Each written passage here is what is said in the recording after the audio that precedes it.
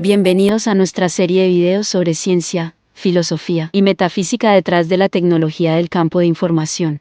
En el capítulo 4, vamos a hablar sobre la interacción entre la conciencia, el campo de información y el entrelazamiento de generadores de ruido físico. Hasta ahora, hemos aprendido que la información es fundamental, tan fundamental como la energía, y tan fundamental como los procesos que conectan la energía y la información. En segundo lugar, se describió la posibilidad de un campo de información que guía las acciones de la realidad desde dentro. La influencia del todo sobre la parte que guía el camino de la parte en este mundo desde dentro, eso es el campo de información. David Bohm formalizó este concepto muy interesante en el concepto de potencial cuántico. Todos podemos sentir esta influencia dentro de nosotros en la práctica. A menudo, podemos pensar, soy solo una parte muy pequeña de este mundo. Un alma perdida en un océano de energía material, perdida en el océano de la realidad. Y sin embargo, hay una representación del todo dentro de mí, una pequeña energía, informándome, dándome orientación. Este es el campo de información, el potencial cuántico. La tercera parte trata sobre cómo comunicarse con el campo de información. Ya sabemos cómo hacer esto. Escucha la voz interior. Escucha tu conciencia. Escucha el alma del alma dentro del alma. ¿Podemos hacer esto nosotros mismos sin ninguna tecnología? Para comunicarse con el campo de información de una manera técnica, se utilizan generadores de ruido físico basados en procesos cuánticos. Los generadores de ruido físico son semiconductores basados en uniones PN que crean ruido cuántico. Hubo un artículo de Carlo Bienacker y Christian Schonenberger titulado Quantum Shot Noise, Fluctuations in the Flow of Electron Signal the Transition from Particle to Wave Behavior, publicado en Physics Today en 2003. Derrick Abbott comentó sobre este artículo, preguntando, ¿hasta qué punto es el ruido térmico un resultado de un mundo cuántico? La respuesta es que 2/3 del ruido térmico se basan en eventos cuánticos. Esto significa que una fuente de ruido físico puede interpretarse como un sensor cuántico, que se basa en fluctuaciones cuánticas del vacío cuántico, produciendo pares de electrones-positrones. El Laboratorio de Anomalías de Ingeniería de Princeton, OPIR Lab, realizó experimentos sobre cómo la conciencia o la intención de los observadores influye en procesos aleatorios físicos, especialmente en los datos de generadores de ruido físico desde principios de los 90 o finales de los 80. Aquí verás una muestra de los resultados de los generadores de ruido físico. Pusieron a personas frente a tal muestra para influir en los datos de ruido con su conciencia. En este ejemplo, la intención era influir en el gráfico para que se moviera hacia arriba o hacia abajo.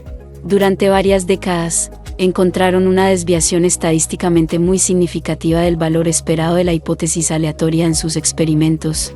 En la parte central, ves un gráfico típico del grupo de control, que no fue influenciado. En la parte superior, ves un gráfico típico de una curva producida por alguien que quería influir para que se moviera hacia arriba. En la parte inferior, hay un gráfico típico de una curva influenciada por alguien que quería moverla hacia abajo. Pear Lab publicó muchos artículos sobre sus hallazgos. Henry Stapp consideró cómo modificar la teoría cuántica de campos para describir tales fenómenos, ya que la teoría cuántica ortodoxa no toma en cuenta el hecho de que el observador influye en el resultado de la observación. Se requiere una modificación no ortodoxa de la teoría cuántica en forma de un término no lineal adicional en la ecuación de Schrödinger, para que el formalismo teórico cuántico permita la influencia del estado cerebral del observador, o la conciencia, en los objetos observados. La teoría cuántica ortodoxa nunca proporcionó esta opción, un gran error que se cometió una y otra vez, como dejó muy claro Stapp. El científico investigador de Boeing, Helmut Schmidt, realizó los mismos experimentos en Alemania que Pear Lab en Princeton, también con éxito. Una de sus principales publicaciones sobre el tema de 1997 se llama Generadores aleatorios y sistemas vivos como objetivos en experimentos de retro-PK. PK significa psicoquinesis. La retropsicoquinesis significa que los datos físicos aleatorios registrados hace 6 meses fueron influenciados con éxito. El experimento mostró resultados similares a los del Pear Lab. En realidad, no importa si los datos fueron registrados hace 6 meses, o hace 6 años, o si son datos en vivo que estás tratando de influenciar. Si nadie los ha observado aún, sigue las mismas matemáticas exactas. Henry Stapp escribió un artículo con otra modificación de la ecuación de Schrödinger para permitir este tipo de efecto inesperado. Otro ejemplo comprensivo de la interacción de generadores de ruido físico, el campo de información y la conciencia, es el proyecto de conciencia global del Dr. Roger Nelson.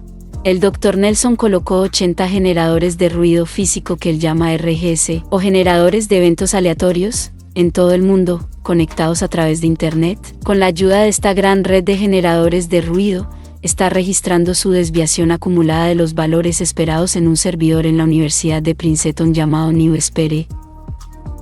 En la parte central de este diagrama, puedes ver el valor esperado, que sería 0, lo que significa una distribución igual de ceros y unos. Encima de eso, ves los intervalos de confianza, 265 y 0.001. Por encima de esas dos líneas, puedes ver los datos reales, que se midieron en 459 eventos especiales en todo el mundo. Predefinieron 459 eventos específicos, como el Campeonato Mundial de Fútbol, Navidad, festivales espirituales, y revisaron los datos. Encontraron una desviación muy fuerte de la distribución normal. Dean Radden, el director del Instituto de Estudios Noéticos, y Roger Nelson, publicaron sus hallazgos en Foundations of Physics, titulado Evidencia de anomalías relacionadas con la conciencia en sistemas físicos aleatorios. Roger Nelson descubrió que cuanto más emocionalmente afectaban los eventos a las personas, más fuerte era el efecto en los datos. El psiquiatra estadounidense Dr. Richard Blasband enseñó en Yale y publicó un importante artículo llamado La ordenación de eventos aleatorios por expresión emocional.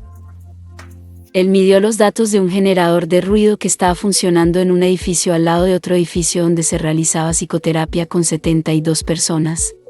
La terapia consistía en 3 fases diferentes. La primera era hablar. En la segunda fase, los sujetos se enojaban porque se activaban sus puntos de dolor psicológico, y en la última fase, dejaban ir sus traumas, por ejemplo, llorando. En este gráfico, puedes ver los datos registrados del generador de ruido para las 3 fases. En la parte del medio, ves la primera fase, cuando solo se hablaba, estando mayormente dentro del intervalo de confianza. En la parte superior, ves la fase de enojo, subiendo bruscamente, corta pero intensa. En la parte inferior, ves la liberación emocional, el llanto ansioso, donde la curva se mueve fuertemente hacia el otro lado. Esto muestra que los generadores de ruido físico parecen ser muy sensibles a lo que está sucediendo en el campo de información.